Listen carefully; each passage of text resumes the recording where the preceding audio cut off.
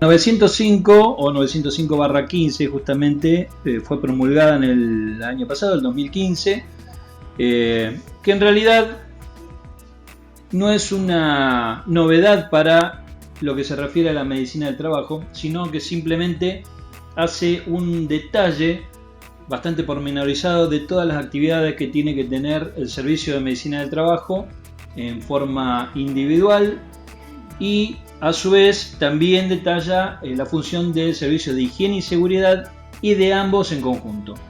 Se determina que todos los establecimientos deben contar con un servicio de higiene y seguridad y medicina del trabajo, que puede ser interno o externo. Es decir, todas las empresas deben disponer con estos dos servicios.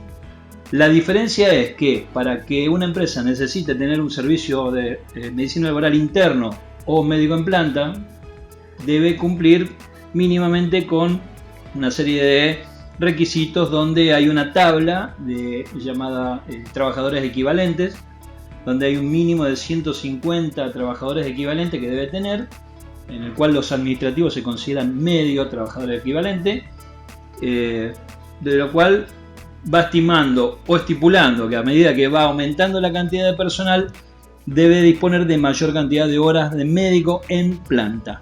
Médico en planta. Menor a esa cantidad de empleados no significa que no tiene que tener médico laboral, sino que simplemente no está obligado a que sea interno, pero sí debe contar con un asesor externo que sea el responsable de la salud ocupacional de sus trabajadores. Y sobre todo hay un ítem que es el número 15, que habla sobre las capacitaciones del personal. Capacitación del personal hay una lista de temas en las cuales IRT brinda justamente este servicio a todos nuestros clientes. Por ejemplo, HIV-Sida, drogas de abuso, vida saludable, primeros auxilios, RCP o reanimación cardiopulmonar, prevención cardiopulmonar, efectos del trabajo sobre la salud y otros temas puntuales que el médico responsable de la empresa considere que sea necesario de acuerdo a la actividad que se realiza. Por ejemplo, en un call center también suele ser muy importante la capacitación en el uso adecuado de la voz. Todas estas capacitaciones, por un lado, están incorporadas dentro de la resolución como una actividad fundamental para el servicio médico de la empresa. Pero por otro lado hay que tenerlas en cuenta como algo sumamente positivo para el trabajador y obviamente para el empleador, porque un trabajador que esté adecuadamente capacitado en cómo manejar un primer auxilio o cuáles son los riesgos del tabaquismo o las drogas de abuso, etcétera, obviamente influyen directa o indirectamente en la productividad de la empresa a través del ausentismo inculpable.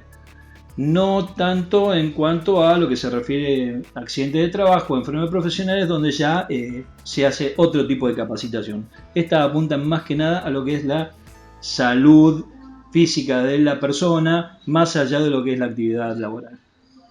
Nosotros en nuestra empresa tenemos gente muy capacitada en cada uno de estos temas, incluso especialistas, hasta el punto que si es requisito del cliente disponer de un capacitador para primeros auxilios o manejo de emergencias a un nivel mucho más avanzado, por ejemplo en aquellas empresas que tienen brigadas conformadas e incluso bomberos, disponemos de especialistas con un alto nivel de capacitación para desarrollar estos temas y realmente son muy bien recibidos por parte de nuestros clientes.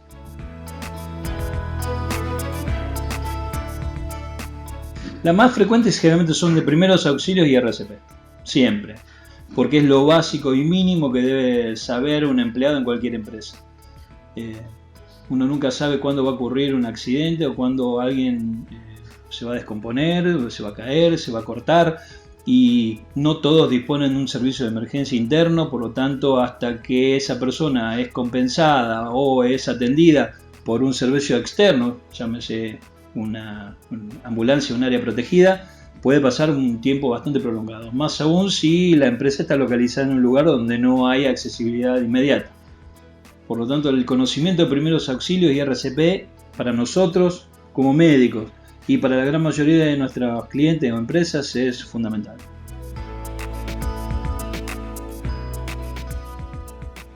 En realidad es una obligación ya del momento de la vieja ley que nombré antes de higiene y seguridad. Esta resolución tuvo algunas idas y venidas porque cuando se presentó a fines del 2015 era muy exigente, sobre todo para las pymes, para las pequeñas empresas con poco personal, porque habla mucho sobre el seguimiento ergonómico y muchos otros temas que en algunos casos son muy complicados o prácticamente imposibles de llevar adelante por una pequeña empresa que no cuenta, por ejemplo, con un consultorio en planta, y el médico laboral es un médico asesor que quizás va una vez por mes o dos. Por lo tanto, todas estas actividades se tienen que limitar o se tienen que adecuar a cada situación. Esto hizo que en su momento se había suspendido su puesta en marcha, pero no sacada de circulación. Es decir, que las grandes empresas, sobre todo las multinacionales, la están llevando adelante en forma diaria. No es costoso el disponer de un médico asesor. Obviamente dependerá de la estructura que quiera tener la empresa. Una empresa grande donde tiene un servicio médico complejo, donde hay médicos de guardia, médicos especialistas, médicos jefes, enfermería, kinesiólogos, terapistas ocupacionales, etcétera. Realmente, obviamente los costos son mucho más elevados. Pero un médico asesor, médico laboral, para una empresa pyme no tiene un costo muy elevado y realmente puede tener acceso a cualquier empresa. Cualquier duda que tenga al respecto no tiene más que comunicarse con nosotros. Gracias.